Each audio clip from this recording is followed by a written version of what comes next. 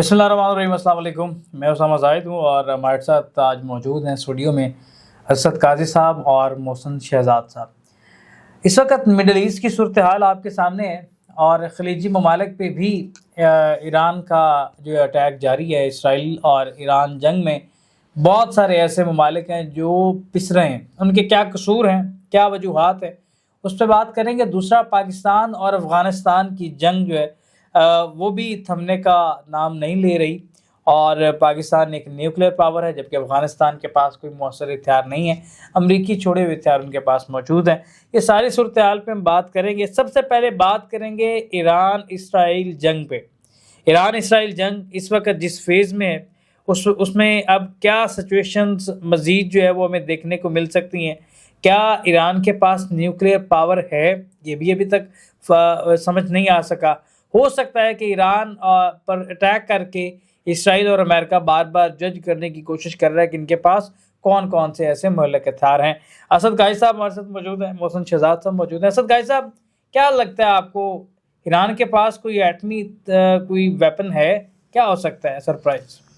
دیکھو سامع صاحب، ایک چیز تو واضح ہے کہ ان کے سپریم لیڈر نے یہ فتویٰ بھی دیا ہوا تھا، کیونکہ ہم نے دیکھا ہے کہ اس دنیا میں 2 ہی ایٹم بم چلے ہیں، وہ جاپان پہ چلے، دونوں شہر ملیا میٹ ہو گئے۔ تو اس میں یہ تھا کہ عام آدمی مرتا ہے، غریب بچے، اور مطلب یہ ہے کہ اس سے یہ تمیز نہیں ہوتی کہ آپ صرف فوجی تنصیبات کو ٹارگٹ کرتے ہیں۔ تو میرا خیال ہے انہوں نے یہی دیکھ کر اس ٹائم یہ تھوڑی سی نرمی دکھائی تھی، اور جب بھی آپ نے دیکھا معاہدے ہوتے تھے ان کے، اس ٹائم بھی یہ چیزیں امریکہ کے سامنے رکھی جاتی، ٹھیک ہے جی ہمارا ٹارگٹ نہیں ہے، ہم ان کو، لیکن ہمارا رائٹ ضرور ہے، ہم اس کو پرامن مقاصد کے لیے استعمال کر سکتے ہیں، انرجی کے لیے استعمال کر سکتے ہیں۔ تو یہ چیزیں چلتی رہی ہیں۔ اب میرا خیال ہے چائنا کی مدد سے یا رشیا کی مدد سے ایران لازمی ایٹمی ٹیکنالوجی حاصل کرے گا، کیونکہ دیکھیں پاکستان قابل تسخیر اس لیے ہوا کہ پاکستان کے پاس ایٹمی ٹیکنالوجی ہے، اور بھارت جیسا ازلی دشمن جو ہم سے کئی 4 گنا بڑا ہے، وہ بھی اب اس کو پاکستان کے اوپر اٹیک کرنے کی ضرورت نہیں ہو رہی۔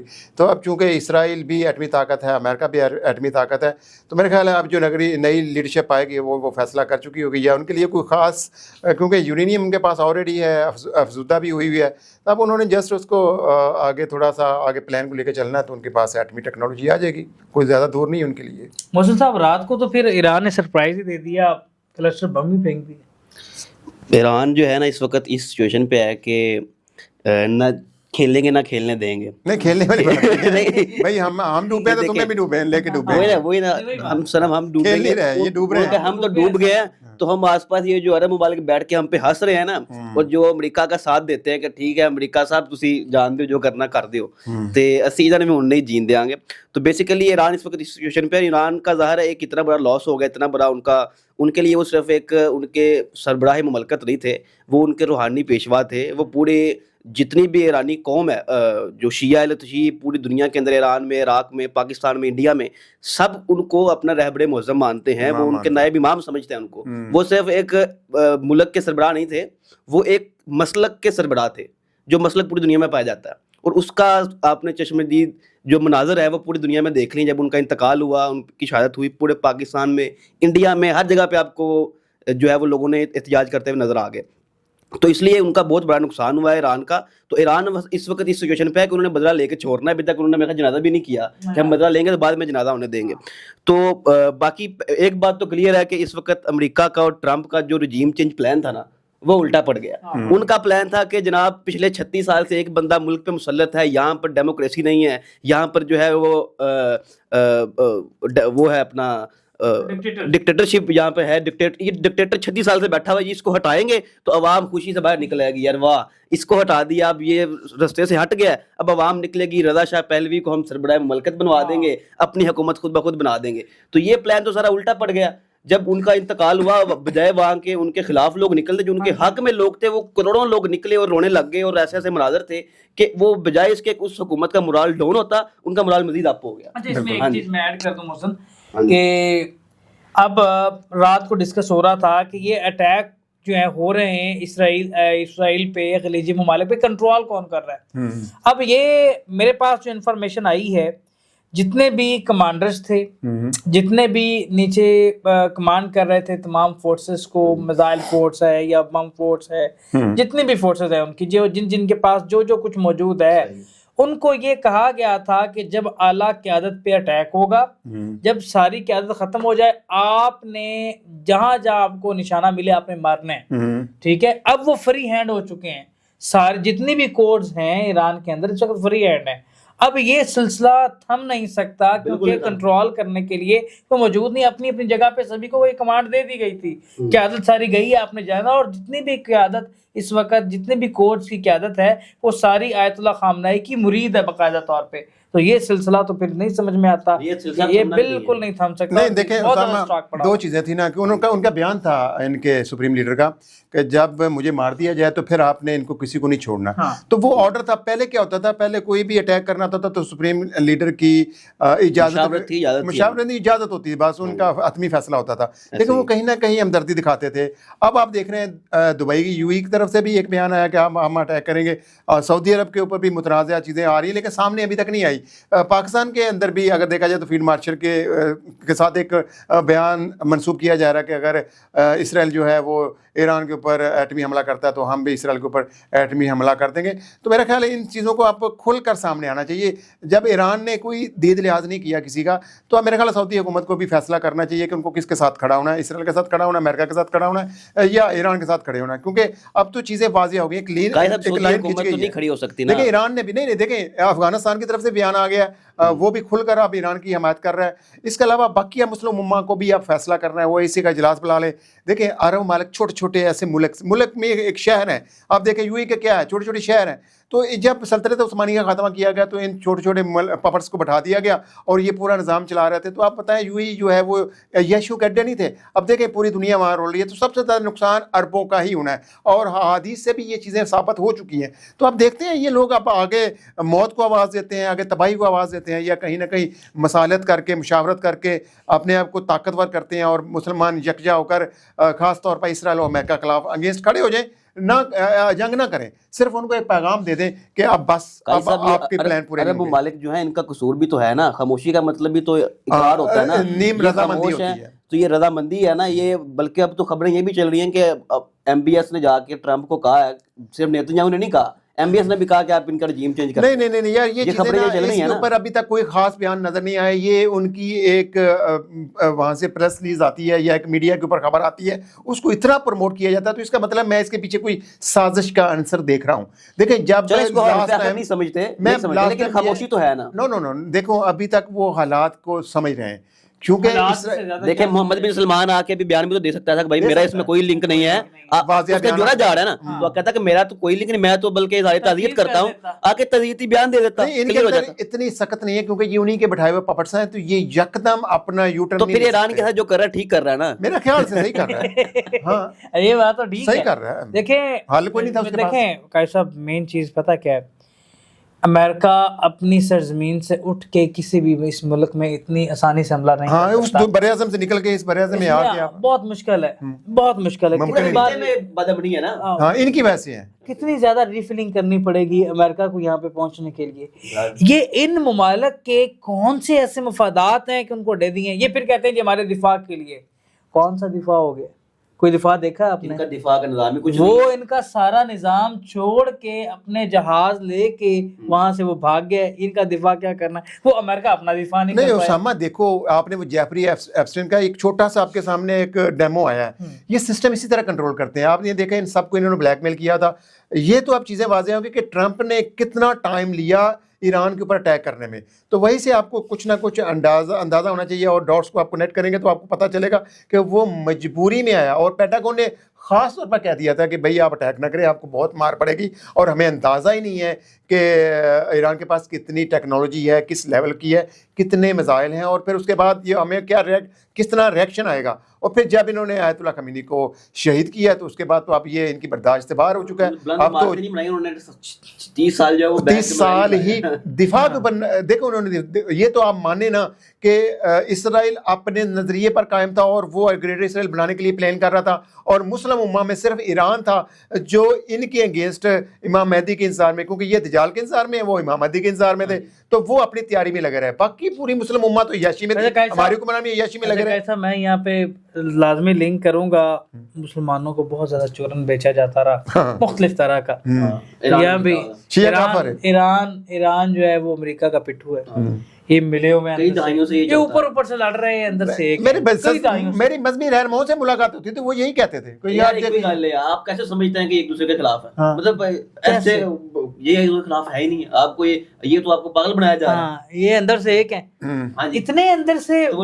بھائی ہماری تو ڈیبیٹ ہوتی رہی ہے، آپس میں بھی ڈیبیٹ ہوتی رہی ہے، اور لوگ مانتے تھے نہیں یہ جو ہے نا یہ دکھاوا ہے. وہ لوگ اب کون ہے، کدھر ہیں وہ؟ یہ اسامہ صاحب بھی میرے ساتھ کرتے ہیں. میں خود یہ میرے ساتھ ڈیبیٹ کرتے رہے. خود کہتا تھا، میں خود مان رہا ہوں، میں خود کہتا تھا، مجھے یقین نہیں تھا کہ ایران، اور میں ان کو کہتا تھا بھائی بیسیکلی یہ گروہ ہے جو اہل تشیع کا مخالف گروہ ہے نا. میں مخالف نہیں ہوں، نہیں مسلکی اختلاف ہوتا تھا. مسلکی اختلاف کی بنیاد پر بجائے یہ کہ ایران کی تعریف نہ کرنی پڑ جائے کہ نہیں ایران مقابلہ کر رہا ہے امریکہ کا، اس کی بنیاد پہ یہ لوگ کہتے ہیں نہیں یار یہ تو اندر سے ایک ہی ہے. نہیں میں بہت بحث کرتا ہوں. اچھا مجھے بہت بحث کرتا ہوں. میں اور اسامہ ایک عالم کے ساتھ بیٹھے، ڈیبیٹ ہو گئی، تو انہوں نے مجھے ایسی کہانیاں گڑھ کے سنائی کہ انہوں نے ہمارے اوپر اتنا ظلم و ستم کیا ہے کہ عورتوں کے ساتھ یہ کیا. میں مجھے یاد نہیں آ رہا. ہم جب ملیشیا میں ایک مسجد میں گئے تھے تو ضروری نہیں ہے، ہاں سمجھ آ گیا. تو انہوں نے مجھے بڑی کہانی گھڑ کے سنائی، تو میں ان سے حیران تھا. میں کہا جی اب مسلم امہ کو متحد ہونا چاہیے. جب اسرائیل کہیں تفریق نہیں کر رہا ہے شیعہ اور سنی میں یا وہابی میں یا دیوبندی میں یا اہل حدیث میں، تو کم از کم مسلمانوں کو اس چیز کا خیال رکھنا چاہیے کہ جب دشمن مشترکہ ہے تو اس دشمن کو پہلے ہٹا لیں، پھر آپسی اختلافات تو بعد میں بھی ہم حل کر سکتے ہیں. لیکن مولانا عبدالعزیز کا آج بیان آیا ہے، میں اس کو بڑا مانتا ہوں، ہم اس کو بڑا انتہا پسند سمجھتے ہیں، اپریشیٹ کرنا چاہیے. تو لال مسجد سے یہ بیان آیا ہے کہ ہم ایران کے ساتھ نہیں اپریشیٹ کرنا ہے. تو جب اب مسلم امہ کو ایک آیت اللہ خامنئی صاحب کا بھی ایک کلپ مسلم امہ کو متحد کر گیا، ان کا ایک کلپ چل رہا تھا، ابھی وہ ان کا تو انتقال ہو گیا نا، وہ اس سے پہلے ان کا کلپ ہے کہ یہ شیعہ سنی تو ہمارے بھائی ہیں، تو ہم تو اس چیز پہ عمل کرنا بھی نہیں چاہتے کہ شیعہ سنی آپس میں لڑیں. خامنئی صاحب کا یہ بیان ہے، وہ کہتے ہیں یہ تو برٹش نے ہمیشہ سے یہ چیز کھیلی ہے کہ ڈیوائڈ اینڈ رول، ان کو تقسیم کرنے پہ حکومت کرو. تو ہم نے اس پہ عمل نہیں کرنا. ہم تو نہیں چاہتے کہ ہم اپنے سنی بھائیوں سے لڑیں.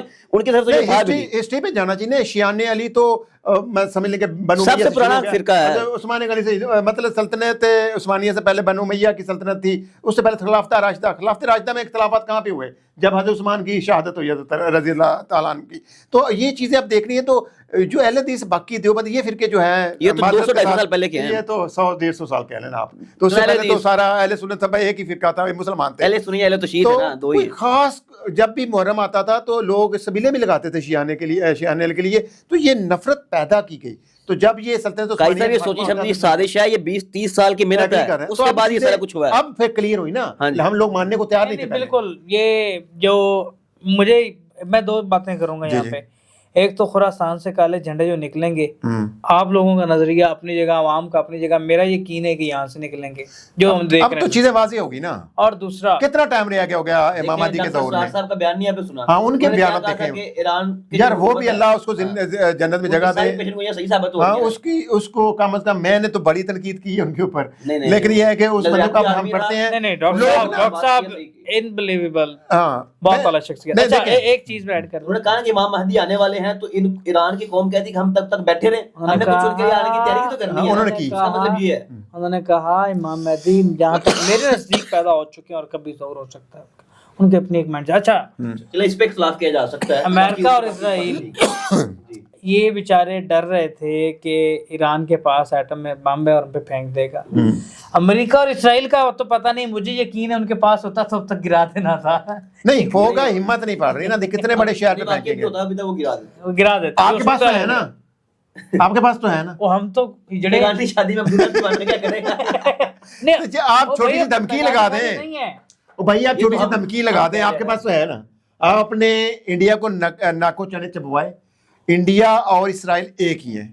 تو کم از کم یہ چیز تو آپ بلیو کریں کہ جب مودی وہاں پر گیا اس کے بعد اٹیک ہوئے، یہ جو سمجھ لیں کہ اتحاد بن رہا ہے. اب تو اب مسلم امہ کو ایک لائن ڈرا کرنی ہے، 2 بلاکس بننے ہیں.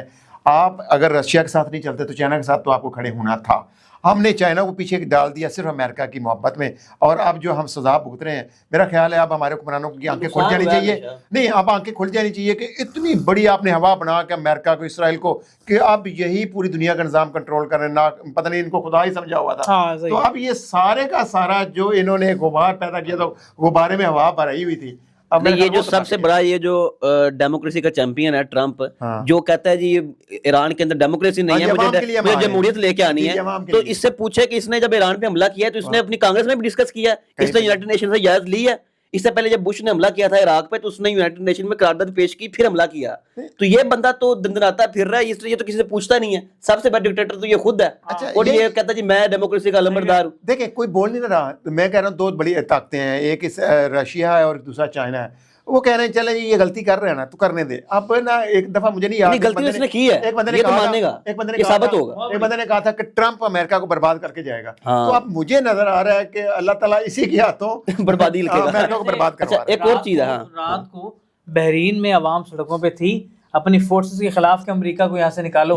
मुझे ये लगता है कि आने वाले 2 दिनों में अमेरिका के अंदर ये एहतजाज, तो ईरान कामयाब हो रहा है ना अपने मकसद में। ईरान अमेरिकी जितने जो स्पाइस कत्ल हुए हैं, पहले कभी इतने हुए हैं, पहले कभी इतने हुए हैं, मुर्दार हुए हैं जी, पहले कभी इतने हुए हैं, कत्ल हुए हैं जंग में, उनको अंदाजा ही नहीं था इतना नुकसान होगा। तो अमेरिका को नुकसान हुआ ना बहुत, 1000 से ज्यादा बचे। और अमेरिका की एक जो है ना ट्विटर पे टॉप ट्रेंड कर रहा है, जो ट्रम्प के बच्चे की उन्होंने उसके बेटे की तस्वीर लगाई हुई है कि हमारे बेटे तबूतों में आ रहे हैं, ट्रम्प का अपना बेटा माल में बैठा हुआ, ये तस्वीरें लग रही हैं। वो आजाद कौम है और ट्रम्प को नोबेल प्राइज देने वाले हैं, वो किधर है? उनको कहना सामने आए अब नोबेल प्राइज अब दोबारा अनाउंस करें, वो बूट पॉलिश कर रहे हैं। अच्छा एक बात तो काई सब तय है कि जैसे ये ट्रम्प खुद उसको बुश को कहता है ना कि इसने इराक पे हमला करके गलत किया था, अमेरिका की सबसे बड़ी गलती थी कि उसने सद्दाम हुसैन को कत्ल किया, कल को अगला जो सदर आएगा ना वो कहेगा कि ट्रम्प ने आयतुल्लाह खामनेई को कत्ल करके गलत किया है। ये आपको मैं प्रेडिक्शन कर रहा हूँ, ये इसने बड़ा गलत फैसला किया और इसकी हुकूमत का तख्ता है अमेरिका के अंदर, इसके खिलाफ इतनी इसकी मुखालफत होगी, अगले इलेक्शन में इस वजह से हारेगा।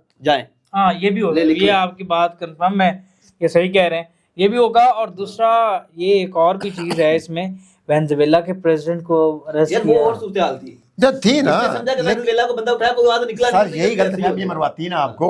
हाँ तो वही कह रहा हूँ ना कि वो खुशफहमी रहा कि मैं अब बदमाश हो गया हूँ, अब मुझे कोई रोकेगा नहीं, जो मर्जी करूँ मैं। बादशाह अरेस्ट कर लिया मैंने, अगवा कर लिया, तो अब कोई पूछने वाला नहीं है। इसमें एक और जगह सेम नहीं है। इस पूरी ईरान इसराइल जंग के अंदर एक और जो पॉइंट ऑफ व्यू चल रहा है कि जी अगला नंबर पाकिस्तान का भी आ सकता है। इसमें एक मुकायसा मैं क्लियर करता हूँ, इसमें इससे मुराद क्या है ये समझिए, इसको समझने की कोशिश करें।